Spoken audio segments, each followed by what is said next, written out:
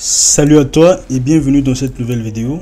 Alors cette vidéo se veut être une vidéo réponse à une question qui a été posée par un abonné. Je suppose que c'est un abonné parce que j'ai essayé de regarder les statistiques de la chaîne. Je me rends compte que beaucoup de gens regardent mes vidéos mais ne sont pas abonnés.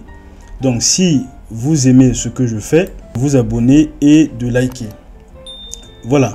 Donc une question m'a été posée par Jean-Luc Bacot. Jean-Luc Bacot qui pose la question suivante. Il dit: le mur personnalisé pour la fondation ne s'affiche pas en vue partie sous-sol. Comment faire? Ce mur s'affiche en coupe mais refuse de s'afficher en sous-sol. Refuse de s'afficher. Le mur refuse de s'afficher en sous-sol. Alors pourquoi le mur refuse de s'afficher? On va essayer de décrypter, de chercher le problème. Pourquoi est-ce que le mur ne s'affiche pas en sous-sol? D'abord, on va essayer d'activer. D'abord, on va activer le plan sous-sol, plan -1. On clique deux fois et puis on a accès au plan sous-sol. Donc voilà le mur qu'on a utilisé pour dessiner la fondation. On peut cliquer une fois, on voit que c'est groupé. On va activer cette fonction suspendre groupe pour suspendre de manière momentanée le groupe, et quand on va cliquer, n'est-ce pas, on aura un seul élément qui sera sélectionné. Mais en fait, l'élément est groupé. On a juste suspendu le groupe. Voilà, donc on clique sur le mur et on va dans les paramètres du mur. Là, on a trois types de murs. Il y a un rectangle bleu qui est sur le troisième type de mur. Et lorsqu'on place le curseur, on voit qu'il est écrit structure basique, composite et profil complexe. Donc c'est le troisième type de mur, c'est-à-dire que notre mur qu'on a utilisé pour dessiner la fondation, c'est un mur construit à partir d'une structure composite, donc les profils complexes. Et ce mur s'intitule fondation 1. Ok, voilà une information très importante. Profil complexe, fondation 1. Ok. Donc on va aller dans les profils complexes. Voilà. Profil complexe, il est là. Si vous n'avez pas ce raccourci, vous pouvez aller dans options, attribuer éléments et vous cherchez gestionnaire de profil complexe. Ok, voilà donc le gestionnaire des profils complexes. Donc on va dans personnaliser et on va chercher notre mur. Le mur s'intitulait fondation 1. On clique et on dit éditer. Voilà le mur qu'on a utilisé pour dessiner la fondation. Ok. Alors pourquoi est-ce que chez notre ami ça n'apparaît pas? Lorsqu'on vient ici, on voit que ça apparaît, mais chez lui ça n'apparaît pas. Première remarque, c'est la position du mur par rapport à cette croix. Cette croix, c'est en fait l'origine des espaces. N'est-ce pas? Là, on est dans un espace Archicad. On peut dézoomer jusqu'à l'infini. Donc, on est dans un espace, je ne sais pas s'il faut dire psychologique ou bien géométrique, n'est-ce pas, qui se déploie à l'infini. Et donc, l'origine de cet espace, c'est cette croix-là. Parce que sinon, on erre et puis on n'a pas de centre. Ok? Donc, on a une croix qui définit en fait l'origine des espaces. Un peu comme dans un repère orthonormé, on a le centre du repère OIJ, qui génère tout l'espace vectoriel, mais à partir de la base OIJ. Pour ceux qui ont fait un peu de mathématiques, peut-être troisième, je pense, ou bien le lycée. Donc, cette croix, c'est en fait le centre ou bien l'origine des espaces. Notre mur, comment est-ce que notre mur se place par rapport à cette croix? Notre mur se place strictement sur la croix. Ok? On va alors essayer de voir si on déplace, on change la position du mur. On prend le mur, CTRL T, on va déplacer un peu vers là. Ok, donc on fait enregistrer et on va voir ce que ça donne. Voilà, premier changement, on voit qu'il y a un problème de hachure. N'est-ce pas? Là, on a une espèce de traces sont forcément des croix qui définissaient la surface de notre matériau. Donc voilà, premier changement. CTRL T, on va mettre notre mur strictement en dessous de cette croix. On fait enregistrer et on va voir les changements. Voilà, on voit que le mur de la fondation disparaît totalement. Peut-être que notre ami se trouve dans cette situation. C'est-à-dire que lorsqu'il dessinait son mur, il a placé le mur strictement en dessous de cette croix. Donc il faut faire très attention avec cette croix, c'est l'origine des espaces. Donc si vous êtes dans ce cas, donc si vous êtes dans ce cas, il suffit juste de déplacer la position de votre mur et de mettre le mur par exemple là. Voilà. Si on fait enregistrer, ok, on voit que le mur apparaît. Voilà, ça c'est résolu. Bien, on reprend notre position initiale, c'est-à-dire que le mur se place strictement sur la croix. Ok, maintenant on va essayer de déplacer. On va donc prendre cette position. On fait enregistrer.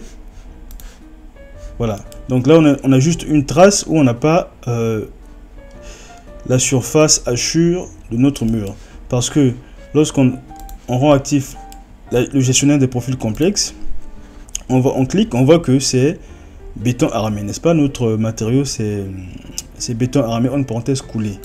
On va voir les matériaux. Attention, matériaux c'est là, ou bien vous allez dans options, attribuer éléments, et puis on cherche matériaux de construction. Donc c'était béton armé entre parenthèses coulé. Voilà, il est là notre matériau. Voilà, là on a la coupe, n'est-ce pas? Ce qu'on obtient, en fait, ce qu'on voit sur le plan.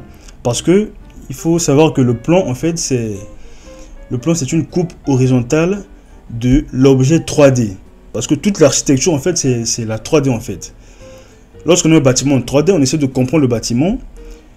Comment est-ce qu'on peut lire le bâtiment en 3D? Donc, on définit les coupes horizontales, c'est-à-dire le plan, les coupes verticales, les coupes telles qu'on connaît, les coupes AA, les coupes 1-1, les coupes, etc., etc. Donc, la coupe horizontale, ce qu'on voit, en fait, c'est cette hachure-là.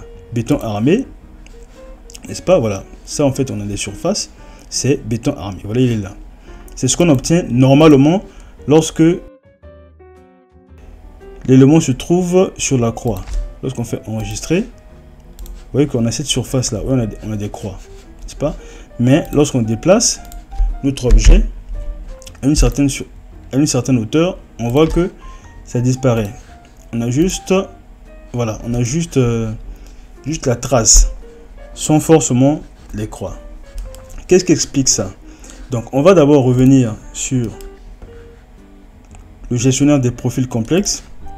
On va tracer une ligne imaginaire qui passe par la croix qui est l'origine des espaces. Donc, on trace une ligne.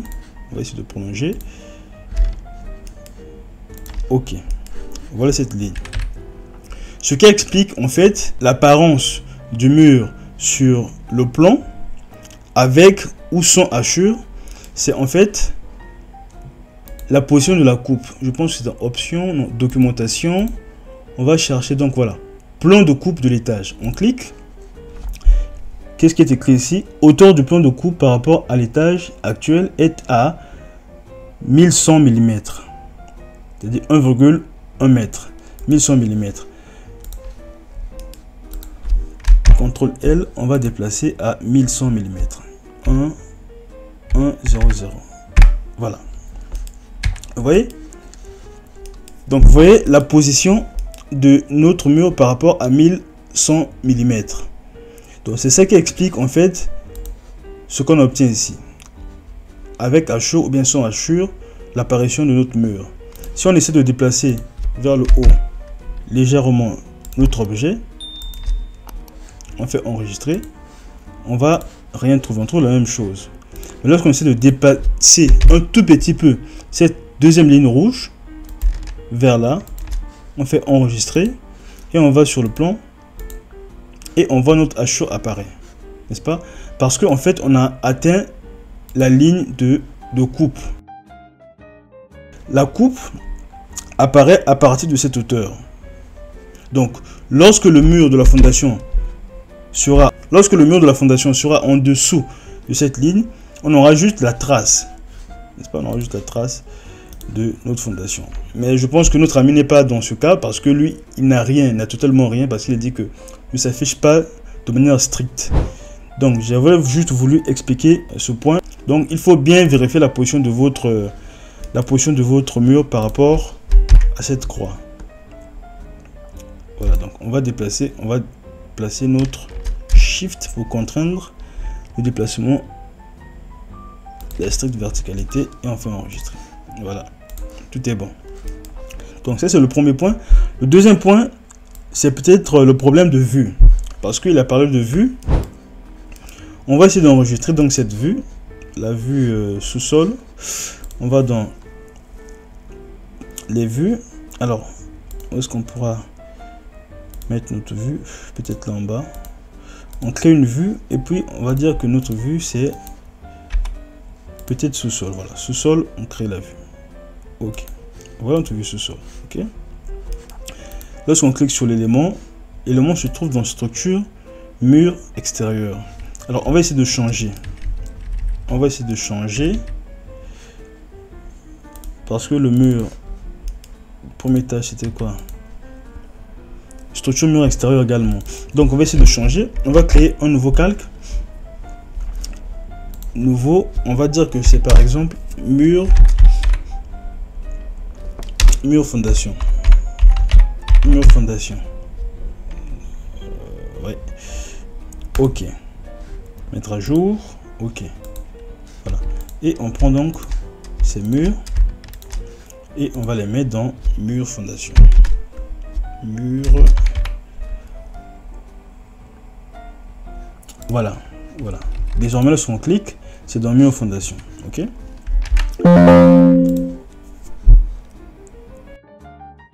Donc, lorsqu'on ouvre la vue, sous-sol,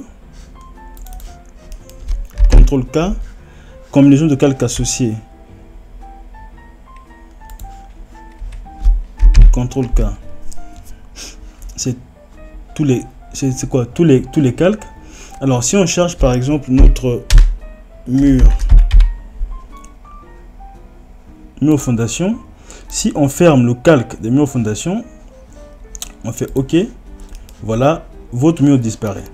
Donc si notre ami Jean-Luc Bakou est dans ce cas, c'est-à-dire qu'il a créé une vue et dans sa vue, il a une combinaison de calques associés à la vue telle que le calque du mur soit fermé. Bien sûr, il ne verra pas le mur, n'est-ce pas? Parce que la combinaison de calques associée à sa vue est telle que le calque du mur est masqué.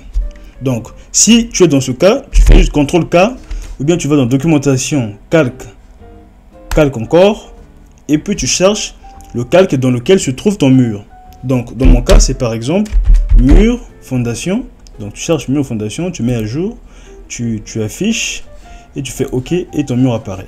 Donc, si tu es dans ce cas-là, parce que tu as parlé de vue, dans ta question, ce mur ne s'affiche pas, refuse de s'afficher en vue sous-sol. Donc, si c'est la vue, alors si c'est le problème de vue, alors il suffit de vérifier la combinaison de calques associés. J'ai fait une vidéo sur les calques et les combinaisons de calques qui dure à peu près 40 minutes où j'explique vraiment comment utiliser les calques et les combinaisons de calques. Si vous n'avez pas encore regardé la vidéo, allez-y regarder la vidéo, c'est sur la chaîne. Comprendre ces petits problèmes. Alors pour revenir au problème d'affichage, n'est-ce pas, lorsqu'on voit là, alors que là on voit que la hachure apparaît correctement sur le plan sous-sol. On a vu que lorsqu'on déplaçait l'objet légèrement en bas de cette ligne rouge, parce que là on avait mesuré 1 mètre, 1,1 mètre. Si on fait enregistrer, on voit que la hachure disparaît, n'est-ce pas? On a juste une espèce de trace avec un vide à l'intérieur. Alors si on augmente légèrement jusqu'à la ligne rouge, cette ligne rouge, on fait enregistrer, on voit que la hachure apparaît, ok? Parce que ça coïncide directement avec la ligne, ça coïncide strictement avec la ligne rouge, n'est-ce pas, qui est la ligne qui définit l'endroit où passe la coupe de notre projet. Donc bien évidemment, sur le plan ça va apparaître, la hachure va apparaître. Maintenant si on essaie de modifier légèrement la position de la coupe, c'est-à-dire au lieu que ce soit 1100, on met par exemple 1101, donc on ajoute 1 mm.